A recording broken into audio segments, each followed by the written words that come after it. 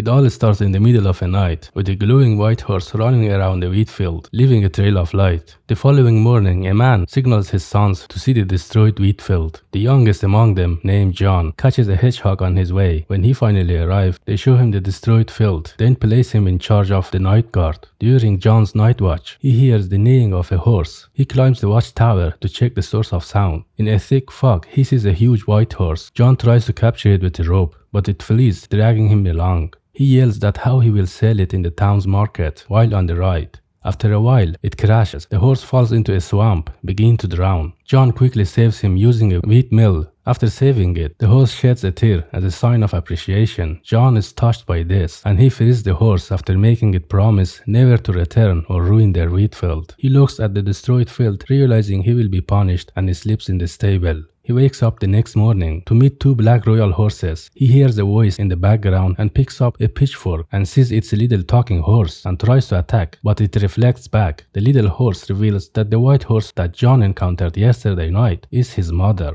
and the black horses are a gift from her while he is here to guide him, and John calls the little horse Foal. John's father screams as he sees the destroyed field. Foal carries John on his back and runs away from the wheat field with a scary speed. John reveals his plan to sell the horses, so Foal whistles loudly to call them before John's family captures them. They all go into the town's market when everyone begins to bargain with John for the horses. Foal leads John to the palace where John hopes to sell the horses to the king. Unfortunately, the king is busy chasing a mosquito in his chamber until he kills it, and the courtiers applaud him. The king dresses up and begins to escape the town from his palace. He sees John with the horses, thinking they belong to the royal horses. While everyone tells John his offer, the king and courtiers calm down and retrieve the horses. But John releases them, forgetting to take any payment because of his admiration for the king. After they are gone, Foal reminds him about the payment, so Foal whistles again and the horses come running back to him, crushing the king into a bag of flour, and John laughs at the king's face. The penalty for mockery of the king is execution, but has been replaced with a fine. One courtier reminds the king that the horses will keep running back to him, so the king tells John to come and work in the palace. John accepts and begins working immediately. Later that night, the king dreams of John gyrating while he is beheaded. The following morning, his hatred for John grows, while John gains the heart of the people. One of the courtiers suggests sending John on a mission to find a firebird, a bird that doesn't exist apparently, and if he doesn't find it, he will be executed. Despite Foal's warning concerning how difficult finding the firebird is, John still insists on going for the mysterious bird.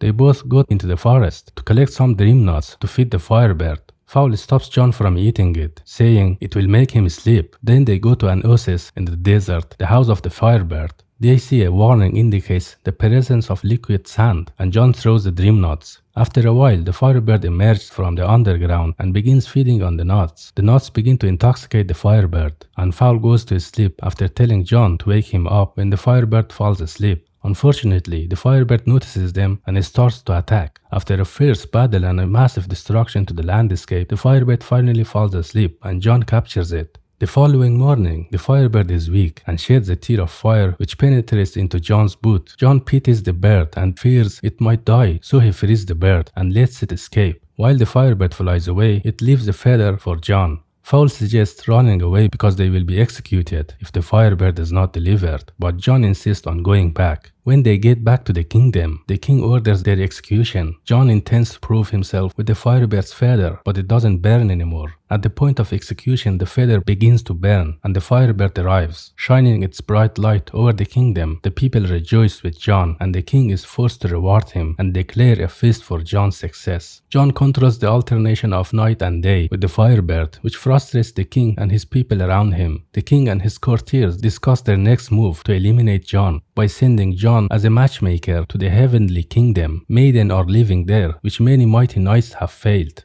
The following day, a messenger announced the king's new assignment to John, and the people gathers for John's farewell. Foal reveals the heavenly kingdom is guarded by 3 heroes. It is simply a suicide for John, but John insists on going. They journey to the ice palace with the Foal constantly trying to discourage him. They didn't encounter any heroes at the entrance. Instead, they were denied entrance by a barrier. The firebird's feather breaks the barrier, releasing a ton of water which turns into ice. It washes Foal down the cliff, wrapping him in a ball of ice, while John's boots is iced to the ground. John removes his legs from his boots and walks into the ice palace where the firebird's feather guides him to the right virgin empress. John introduces himself to the empress, revealing he is a matchmaker sent by his king. While trying to help her down from her ice bed, she falls in love with him. She tests his bravery by jumping down a cliff to see if John will save her, and John jumps after her on her goon, which acts as a parachute, but John punctures it while she is trying to save him. Fowl finally releases his wings and quickly flies to save them both. They all camp in the night before continuing their journey back to palace. In the camp, Fowl advises John to leave the Empress behind and flee, but John doesn't agree. He covers the Empress with his clothes while admiring her and sleeps in the cold. The Empress, who has been eavesdropping on their conversation earlier, is flustered at John's commitment. They arrive at the kingdom the following morning and the people celebrate the arrival of John. While the ladies lost after him, the king and his courtiers are shocked to see that John survived the mission, and this intensifies the hatred, and the king is forced to reward John again. Later, John discusses his love for the Virgin Empress with Fowl, and he decides to give her flowers. He climbs to her window and she is glad to see the flowers. John is about to tell his heart to her before she pushed him down when the king's staffs entered her room. They ask her to choose the clothes before meeting the king, but she can't find what she likes, so she decides to wear one of the male's clothes and goes to the hall to meet the king. The Virgin Empress confuses the king for other courtiers because she expects the king to be young and agile. This infuriates the real king and he reveals himself, but the Empress doesn't believe him until the king shows his face on the golden necklaces. The Empress apologizes for her insolence and takes the hand of the king. John expresses his jealousy to Fowl concerning the king's marriage to the Empress. The king unveils his plan to marry the Empress the next morning, but she opposes the plan, saying she can't marry without her grandmother's ring, which has been lost in the sea. John volunteers to find the ring. Of course it's John, who else it would be? And the king agrees. Later, while Fowl ruminates on John's absurd behaviors, he sees the spirit of a whale flying in the sky. He asks the wind about the location of the ring, and the wind tells him it is inside the belly of a captured whale that had turned into an island, and it points out the direction to Fowl. The following morning, Fowl and John set out while flying, and Fowl reveals what the wind told him last night before a group of birds jam on John's face, sending him down into the sea where he sees the captured whale in chains. Fowl interprets the whale's language, saying she is sorry for her past mistakes of eating up to 100 ships before she sheds a tear.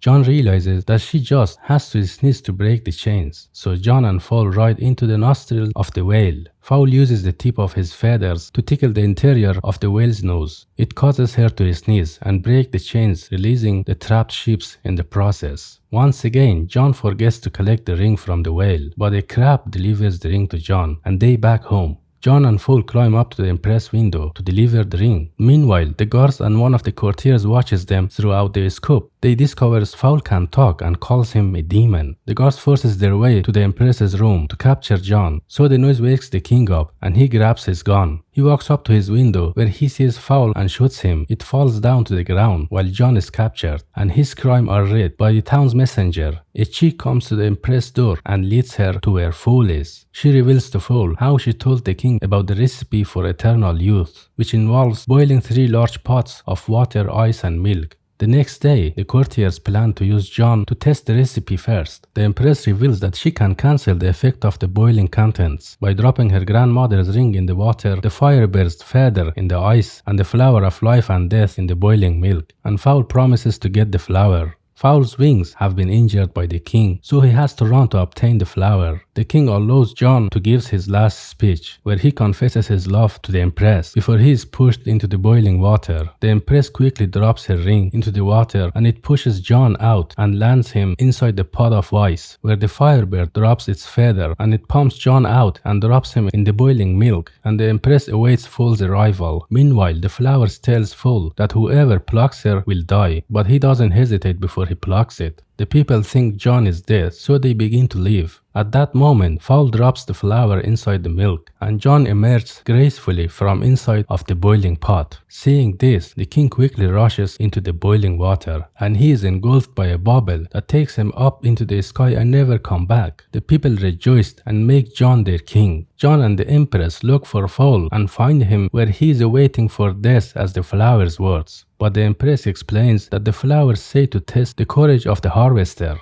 Then John and the Empress are crowned king and queen, and the people celebrate and feast for many days.